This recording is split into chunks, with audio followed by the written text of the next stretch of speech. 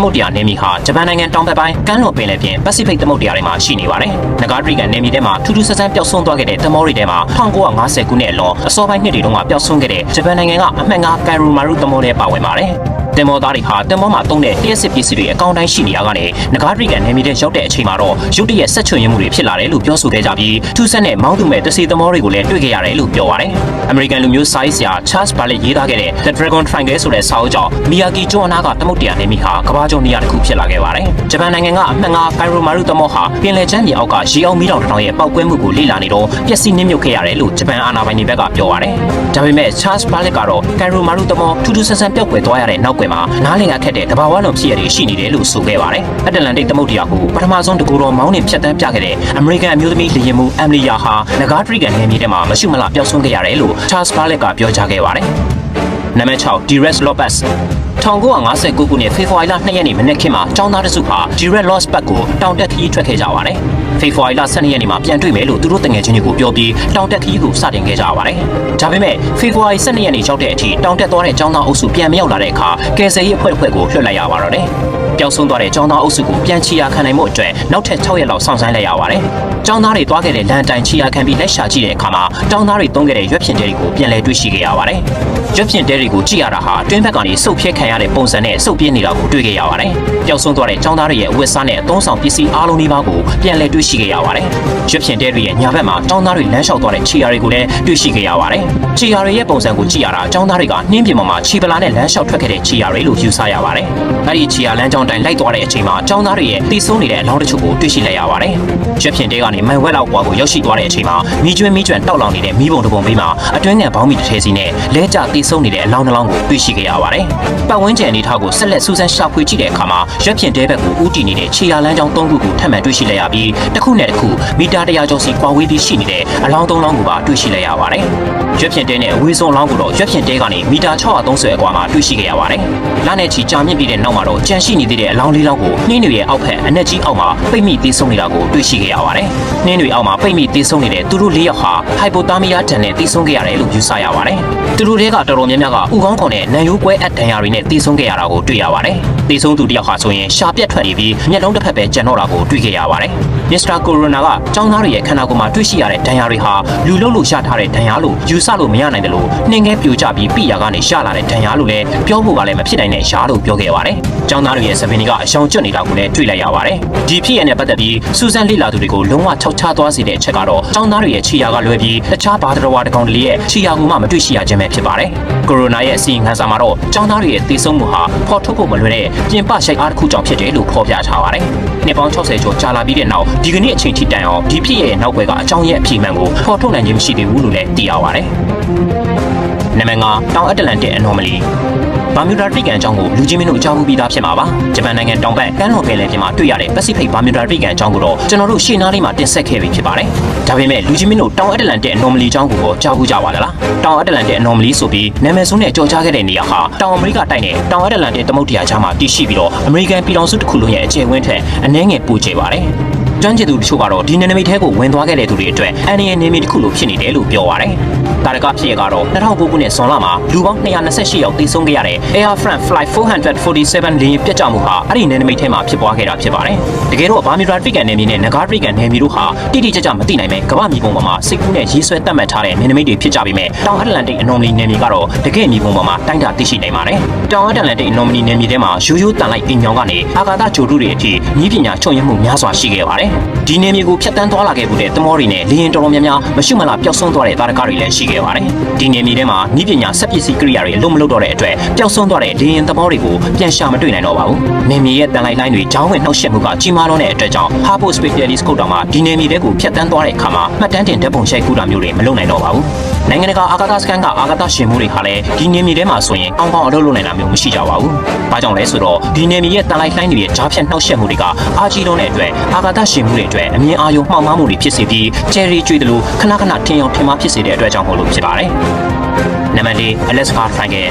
Alaska Triangle နယ်မြေကို Alaska ပြည်နယ်ရဲ့ Bermuda Triangle လို့လည်းသိကြပါတယ်အမေရိကန်နိုင်ငံ Alaska မြို့ရဲ့မြောက်ဘက်စွန်းတောင်ဘက်စွန်းနဲ့အရှေ့တောင်ဘက်စွန်းဆိုတဲ့တောင်သုံးလောက်ကိုပြန့်ကျက်တည်ရှိထားတဲ့ Triangle နယ်မြေတစ်ခုဖြစ်ပါတယ်ဒီနယ်မြေထဲမှာအပျော်ချေချင်းခရီးထွက်သူတွေလှေတွေနဲ့လေယာဉ်တွေအကြောင်းမဲ့ခြေရာခံလို့မရဘဲထူးထူးဆန်းဆန်းပျောက်ကွယ်သွားခဲ့ရပူပါတယ်အမေရိကန်ပြည်ထောင်စုမှာဒီလိုထူးထူးဆန်းဆန်းပျောက်ကွယ်သွားခဲ့တဲ့ပြမ်းမြလူဦးရေရဲ့ထက်ဝက်ကျော်ဟာ Alaska ပြည်နယ်ကဖြစ်ပါတယ်အကြောင်းမဲ့ပျောက်ဆုံးသွားတဲ့လူတွေကိုပြန်ရှာတွေ့တဲ့ဥယျာဉ်အနည်းဆုံးပြည်နယ်ကလည်း Alaska ပြည်နယ်ပဲဖြစ်ပါတယ်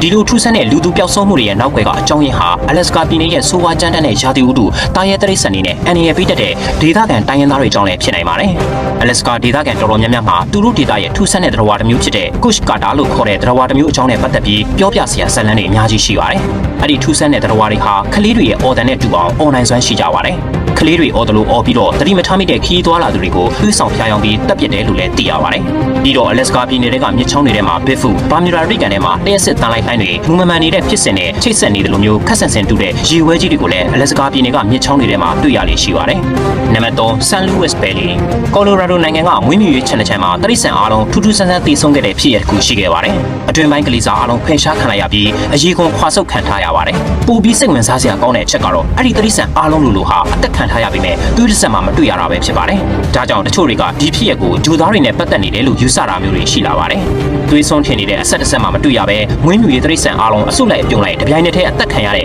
ဒီဖြစ်ရပ်နဲ့ပတ်သက်ပြီးဘယ်သူမှတိတိကျကျရှင်းမပြနိုင်ခဲ့ပါဘူး။သဲလွန်စားဆိုလို့တရိတ်ဆန်တွေတည်တဲ့နေရာအနားမှာတွေ့ရတဲ့မီးလောင်ရာ၃ခုပဲတွေ့ရပါတယ်။ UFO စိတ်ဝင်စားသူတွေကမီးလောင်ရာ၃ခုဟာအာကာသထဲကအမျိုးမြင်မသိရှင်တချို့မြေကြီးပေါ်ဆင်းသက်ရှင်ထားရကနေပုတ်တိုင်ပြီးဖြစ်ပေါ်လာတဲ့မီးလောင်ကွက်တွေလို့ယူဆခဲ့ကြပါတယ်။အဆုတ်လိုက်ပြုံလိုက်တည်နေတဲ့တရိတ်ဆန်တွေရဲ့အနီးနားမှာရေဒီယိုတက်တူကြပစ္စည်းတွေကိုလည်းတွေ့ခဲ့ရပါတယ်။တေချာစဉ်းစားကြည့်မယ်ဆိုရင်ဒီလိုတရိတ်ဆန်တွေတပြိုင်နက်တည်းအဆုတ်လိုက်အပြုံလိုက်တက်ခံရပြီးဆိုတာနဲ့တရိတ်ဆန်တွေရဲ့အော်ဒန်တွေကအနီးနားပတ်ဝန်းကျင်ကနေကြဲကြဲလောင်လောင်ကြားရမှာပါ။ဒါပေမဲ့အခင်းဖြစ်ပွားတဲ့ညကအခင်းဖြစ်ပွားတဲ့နေရာကနေမနီးမွေးမှရှိနေတဲ့လယ်သမားတွေထဲမှာစူညံတန်တွေကိုကြားလိုက်ရတဲ့သူဆိုလို့တယောက်မှမရှိခဲ့ပါဘူး။ပိုပြီးအံ့အားသင့်စရာကောင်းတဲ့အချက်ကတော့အခင်းဖြစ်ပွားတဲ့နေ့မှာအနီးနားကလယ်သမားတယောက်ဟာဘာကြောင့်လဲဆိုတာမသိရဘဲ24နာရီလုံးလုံးအိမ်မောကျသွားခဲ့တယ်လို့သိရပါတယ်။ဒီဖြစ်ရဲ့နောက်ပိုင်းအခင်းဖြစ်ပွားတဲ့နေရာနားကစိုက်ပျိုးမြေဟာမြေစီဩဇာတက်တွေကုန်ခန်းသွားပြီးဘာသီးညံမှမဖြစ်ထွန်းခဲ့ဘူးလို့သိရပါတယ်။ OV ထိတ်လန့်စရာကောင်းတဲ့အချက်ကတော့ဒီဖြစ်ရဲ့နောက်ပိုင်းသူတို့စိတ်ထဲမှာသူတို့ကိုတစုံတစ်ယောက်ကအချိန်လုံးစောင့်ကြည့်နေတယ်လို့ခံစားရတယ်လို့လယ်သမားတွေကဝန်ခံခဲ့ကြပါတယ်။အကြောင်းမျိုးမျိုးကြောင့်လယ်သမားတွေရဲ့စိတ်ထဲမှာသူတို့ကိုစောင့်ကြည့်နေတာဟာလူသားတွေမဟုတ်ဘူးဆိုတာကိုစိတ်ထဲကနေသိနေခဲ့တယ်လို့သိရပါတယ်။ဒီဖြစ်ရဲ့ဟာလယ်သမားတွေရဲ့ကြောင်ကရန်ပြောစကားလားဒါမှမဟုတ်တကယ်ပဲသူတို့ကိုကောင်းကင်ဘော်ကတယောက်ယောက်ကစောင့်ကြည့်နေတာရောဖြစ်နိုင်ပါသလား။လူကြီးမင်းတို့ဘယ်လိုထင်ကြပါသလဲ။နံပါတ်2 Island of Dog မက္ကဆီကိုနိုင်ငံမြို့တော်မက္ကဆီကိုရဲ့တောင်ဘက်တပ်ပင်တွေမှာကစားစရာအယုတ်ပေါင်းထောင်နဲ့ချီချိတ်ဆွဲထားတဲ့ကျွန်းတစ်ကျွန်းရှိပါတယ်။တကယ်တော့ဒီကျွန်းဟာတဘာဝကျွန်းတစ်ကျွန်းမဟုတ်ဘဲ Aztec ခေတ်ကရေပေါ်ဥယျာဉ်ဖြစ်နေအသုံးပြုခဲ့ကြတဲ့လူလုံကျွန်းတစ်ကျွန်းဖြစ်ပါတယ်။ဒီနေ့မှာတော့ဒီကျွန်းမှာနေထိုင်တဲ့ Julian Santana Barrera ဆိုတဲ့အမျိုးသားဟာတူးမြောင်းထဲမှာရေနစ်ပြီးတေဆုံမျောပါလာတဲ့မိန်းကလေးငယ်လေးတစ်ယောက်နဲ့အတူသူမရဲ့ဘေးမှာကစားစရာအယုတ်တီကိုမျောပါလာတာကိုတွေ့လိုက်ရပါတယ်။အဲ့ဒီအမျိုးသားဟာအယုတ်ကလေးကိုဆယ်ယူပြီးတော့ကျွန်းပေါ်ကတပ်ပင်တစ်ပင်မှာချိတ်ဆွဲလိုက်ပါတယ်။အယုတ်ကလေးကိုတပ်ပင်ပေါ်မှာချိတ်ဆွဲလိုက်ပြီးညမကြခင်မှာပဲစန်တနာရဲ့နားထဲမှာအမောင်ထဲကလာတဲ့တီတိုစကားပြောဆိုတဲ့ခြေတံနဲ့အကောင်ချစ်ပြီးអော်လိုက်တဲ့အတန်တွေကိုပါကြားလာရပါတယ်။စန်တနာဟာမိန်းကလေးရဲ့ဝိညာဉ်ကျင့်နေစီလိုတဲ့ရည်ရွယ်ချက်နဲ့တပ်ပင်တွေမှာအယုတ်ကလေးတွေကိုနှစ်ပေါင်း90လုံးလုံးချိတ်ဆွဲနေခဲ့ပါတယ်။2000ခုနှစ်မှာတော့စန်တနာသေဆုံးသွားခဲ့ပါတယ်။ဒါပေမဲ့သူသေဆုံးတဲ့အချိန်မှာစန်တနာရဲ့အလောင်းကိုရေနစ်ပြီးမျောပါလာတဲ့မိန်းကလေးကိုတွေ့ခဲ့ရတဲ့နေရာမှာပဲထိတ်လန့်ဖွယ်ရာတွေ့ရှိခဲ့ရပါတယ်။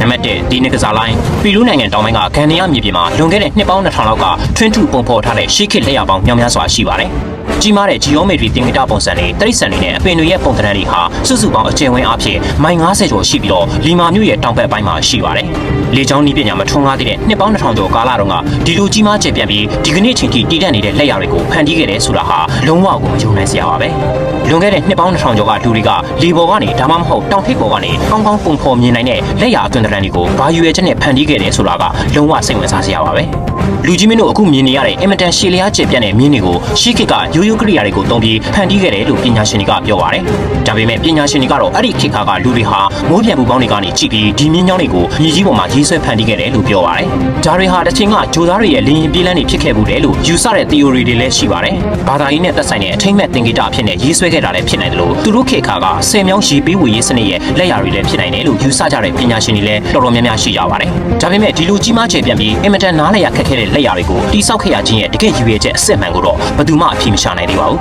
ဟုတ်ကဲ့ပါအခုကျွန်တော်တင်ဆက်ပေးခဲ့တာကတော့ Bermuda Triton နယ်မြေထက်ပိုပြီးထူးဆန်းတဲ့နေရာ9ခုအကြောင်းပဲဖြစ်ပါတယ်အခုလိုစိတ်ဝင်စားတဲ့ဗီဒီယိုတွေကိုကြိုက်နေတဲ့ဆိုရင်တော့ကျွန်တော်တို့ရဲ့ YouTube Channel ကို Subscribe လုပ်ထားပြီး Facebook Page ကိုလည်း Like လုပ်ထားကြဖို့ပြောကြရင်းနဲ့ဒီနေရာမှာပဲရှင်းနာခွင့်ပြုပါခင်ဗျာ